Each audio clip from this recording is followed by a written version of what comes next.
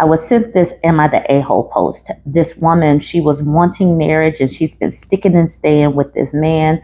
And she finally was like, I think I'm good on that. So they're both 33. She said, I told my boyfriend that I'm no longer interested in marriage. She says, I've been in a tenured relationship with my boyfriend, Carl. After the first year of our relationship, I made it very clear that I intended to be a wife someday. By the time I was 28, I started to remind him of my goals and expectations. And Carl told me that while he knew he wanted to marry me, he just wasn't ready and didn't like how I was pressuring him and called me controlling. Eventually, we broke up, but 6 months later, we got back together and even moved in. Looking back on it now, I realized that wasn't the best decision, but I was so emotionally attached to this man and felt so invested that I was willing to go back to him. Carl and I have now been living together for 4 years, and while I stopped being happy about it after the first 6 months, living with him isn't a bad experience. Plus, I always thought us getting married was just around the corner because he said he was ready to commit to me, but he wanted to wait to the right time because I deserved a perfect proposal and a more stable husband. I've been going to therapy for the past 2 years and recently had an epiphany. Since childhood, I've always wanted a wedding, but never really gave much thought to being a married woman 24/7 and what that would mean. Given my country's shift in politics and new laws that politicians are trying to pass, I realized that not only am I fine with never getting married, but I'm starting to lean more into no longer possessing the desire to do it. Since then, it feels like I've been set free in a way and started focusing on myself. One of the major things that I've done is tell Carl that I'll no longer assist with babysitting his nephews and niece, and instead focus more of my time into getting certified in something to increase my earning potential and just relaxing. Carl seemed nonchalant about it at first, but then said that we needed to have a sit down when I sent Carl's mom and his brother a text that they had 3 weeks before I stopped helping out completely. Carl said that while he understands my desire for more personal time, it's important to be there and sacrifice for family. I told him he could switch around his own work schedule and help with the kids, since they're technically his family. And he said that the children love me and that one day they'd be my family too once we were man and wife. It was in that moment that I told him that I no longer desired marriage, and while I gave my reasons, Carl still took it as me wanting to break up with him and or thinking that he would make a terrible husband. That is not the case, but he's starting to lash out and get suspicious, and I just don't know what to do. How can I get my boyfriend to see it's me, not him? It is kind of him as well because he's been stringing you along for 10 years. And at first you said that you wanted this and you set those expectations, and he played on those expectations, and that's how he ended up getting you to do the things like babysit for his family. It's kind of wild that his mom and his brother were in on it and like, okay, cool. We can use her free labor. We can use her unpaid labor as a babysitter. And he's still kind of dangling that wedding, that marriage proposal or whatever. And now that he can't dangle that, he's going to have to help out with family because it's so important. It's so important to sacrifice for family. And he's not going to be able to use that as like some little breadcrumbs, like, here, take this. You might get a ring if you do this well. He can't use that as a test anymore. If he wants to marry this woman, he would just have to marry this woman. But now she doesn't even want it. It's been 10 years. So at this particular point, even if he did now want it, he can't get it with this woman. And she seems like she's pretty good on that.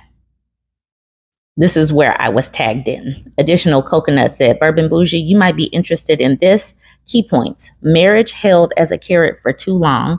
Woman realizing it's not beneficial to her given the politics coming. Refusing to do babysitting for boyfriend's nibblings and investing in herself. That's where these men are going to F themselves up because women are seeing that it's just like, you might as well just say, I'm kind of good with this. I'm okay. And once women do that, then the whole power of dangling a carrot of marriage won't work. They'll have to actually be supportive and want to do things on their own and be loving, kind individuals that these women want to stay in relationships with. Otherwise, the dangulation won't work. My four moon says not the a-hole. So he can unilaterally decide when you need to act like a wife and when he doesn't need to act like a husband. Nah, bro overplayed his hand and now he needs to deal with the consequences. Exactly. Nicole says 100% agree with you. It's like he wanted all of the benefits of a committed relationship without actually committing. And now that you're shifting your focus to what you want, he's suddenly upset. He can't expect you to play the role of wife without offering any of the real responsibility of being a husband. Now that you realize what's best for you, he needs to respect that, not make it about him. Okay, cool. I figured out how to put more pages up on this thing. Ty Nervous says, cue the accusations of cheating, etc. Because what do you mean you don't want to take on responsibility for my family without the commitment? Now, if only OP can have another epiphany that she's wasting her time in this relationship. This next person says, yeah, I do feel like it would be really weird to stay with him after this. Exactly. She's having this epiphany. Might as well just take it one step forward. And then Wonky Fairy Kitty says, yes. Boyfriend of 10 years says it all. Carl wanted her to play the part of wife with none of the real commitment. Talk about disrespectful. Good for OP for drawing her line in the sand. And I do think that we are getting to that point right now, especially like she said, when she's seeing the politics of this country surrounding marriage and reproductive rights and all of that stuff. All right, let's see this next one. Reniki says the carrot he was holding over OP's head is now rotten and no longer of interest for OP. He cannot use it to pressure her anymore into things like babysitting his nibblings. The maybe someday have faith is gone. Now OP finally realizes she doesn't want to be with him anymore. She can just leave without sacrificing anything. The first thing was feeling relieved.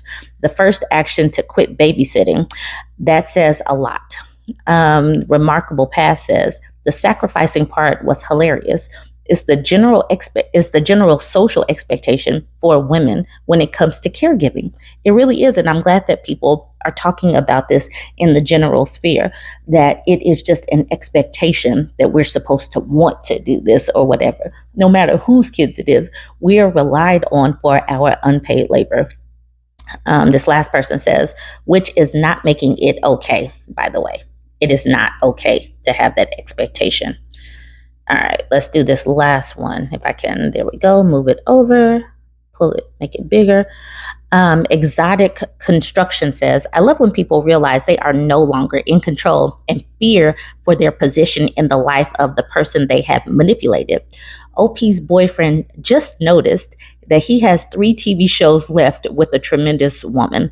3 TV shows left. I'm not sure what that means. This person says, burst into wild applause. I also love this. Take your power back. And then the person at the very bottom, Naughty Kitty, good girl, says, yep, she played wifey for free. He just decided to F around and find out. Now it's too late for him. Just end it already. Just end it. I mean, she sees it's like, I'm free. I can go do what I want. I can focus on me. And he's about to start struggling. He's about to continue to lash out and attempt to manipulate. It's not going to work. That's where they are right now. Let me know what you think. Join the conversation. Don't forget to like, comment, and share. So I had a woman hit me up in my Reddit inbox, and she's like, I have something to tell you. I have some stories because I've seen some things as a parole officer. And she says, hey, Burb, not sure if you're interested, but I've got some stories I could share from my experience as a parole officer. I like to be anonymous, though. But man, the amount of babied and infantilized men I see would blow your mind. And I'm like, yep, totally interested. She says, okay, so I've noticed within my caseload and even my coworkers, the men are typically accompanied by their mother or grandmother. I have a male on my caseload. He's got 4 cases on him for robbery. He also had a case. He also had a case where he told a nurse to take off his pants, but appointment didn't even require that. His mama comes with him to every single appointment. She brings in his paperwork, documents, etc. She practically speaks for him, shaking my head. She says, I have another guy that is on for elder abuse. Yep, the victim is his elderly diabetic mother. Tell me why yesterday I met with him. He blurts out, my mom wants to talk to you, and thrusts the phone at me. His mother begins to plead his case, stating she can't afford his classes because of her insulin and that they're trying to move out of state. Mind you, he needs permission from me and the court to do so. I attempt to explain it's his responsibility and that furthermore, the court has ordered he is indigent, so he can basically get the classes for free or on a sliding scale. Now, mind you, the guy is not working, no school, he's not disabled, and relies on his mother for financial support. He refused to work and declined a referral from me for employment services.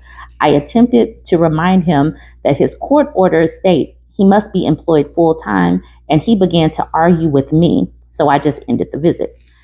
I had another, oh my goodness. So he's in this situation for elder abuse. He won't get a job, just refuses to outright do it, and then gets his mother on the phone, and she's like, I can't afford my insulin. So she can't afford her insulin because she's taking care of this adult man. Whew. This is why I say things like women need some sense of self-preservation, because you are giving your money to a criminal and you're not taking what you need, your money, to actually survive. That is wild to me. All right. So now she says, I had another male that was on for assaulting his grandfather. His mom and grandmother were his biggest supporters. They totally enabled him. He was also a stalker. The first time I met with him, I noticed a tattoo under his eye. He said it was his girlfriend's name. A little digging on my end revealed they have no relationship and he was stalking her. He created multiple social media accounts and had pics of her. He also had a pic of him with a pew pew outside of a school with the cryptic caption. Ended up taking his butt to jail. Tell me why mom and grandma were making excuses for him, and before I arrested him, they would take him to drop off packages to the girl he was stalking. Shaking my head. What is it with these moms and grandmas? Like, why are you helping your son stalk another woman? And why are you defending this man who beat up a granddad? Like, what is going on with these mothers? Okay. All right. And finally, she says, and yet another case where I had a male vandalize a store, broke a window, and used a shard of glass to stab the victim in the neck, missing the carotid by a mere millimeters. Oh my goodness. So basically attempted murder. But thanks to a plea deal, he only got an assault charge. Oh my goodness. They let this man back out. Tell me why every appointment his mama came and was speaking for him while he sat there meek. His mama swore he was a victim of the system as a black man, but never mind the victim's right. That's so wild. So that's another reason why we have so many of these people out here running wild and out of control, because they got some mama or grandma behind them, enabling this situation. And she says, girl, it gets so exhausting. And I try to explain to these mamas and grandmas, but they are too far gone defending these males. She says, okay, that's all I can think of. Please keep me anonymous. These pick-me women, these male-identified women, are dangerous. And so, that's the reason why I say that not all of them can come with us. Some of them need to be stuck on an island of their choosing with these men, because this is who they are. They will be dangerous because they will be the one that continue to open the door for these violent dudes. Because WTF, you gonna let your son stalk a woman? You're gonna be okay with them pulling a shard of glass Oh my goodness, absolutely not. That's the reason why not every woman can come with us. Not all of us are the same. And once you identify that someone is a pick me woman, you need to look at her as an op. That's the reason why they are so dangerous, because men, you can already have a healthy sense of fear because you know what they're capable of. But these mamas, they are the ones that are opening the door and allowing these men to come in. All right, y'all. Let me know what you think about this one. Don't forget to like, comment, and share. I wasn't tagged in this post. I just happened to see it as I was scrolling. This is in the 2X chromosome subreddit. She says, my family is shocked. I'm not forgiving them for victim blaming me and choosing the groper. I love that she is choosing herself, but let's listen to this. But she set boundaries. She has self-preservation. She's choosing herself. She says, my sister's married friend groped my chest when he hugged me from behind. Then he drunk dialed me a week later to tell me he found me sexually attractive. I told my sister and she got mad at me. She called me a liar, blamed my clothes, and said I was flirty with men, so I was asking for it. And it doesn't count when men are drunk. It meaning sexual harassment or assault. After she berated me for an hour, I got her to admit he's been groping her too. I left her apartment pissed off and crying. The rest of my family got involved and told me to get over it because she's my sister and how I need to keep my mouth shut or I'll hurt the groper's mom and wife. My sister's husband threatened me and said he would make me see him again, the groper. I stopped talking to them. It's been 4 years. They individually tried to ambush me to force me to forgive them, and I told them to F off each time. All of them regret siding with him and want me back in their life. I said they picked him for a reason so he can replace me in the family. After all of the victim blaming and the guilt tripping, those MFs never even contacted him again. What was the point of it all? These people have got to stop just automatically shifting the blame to women or siding with men.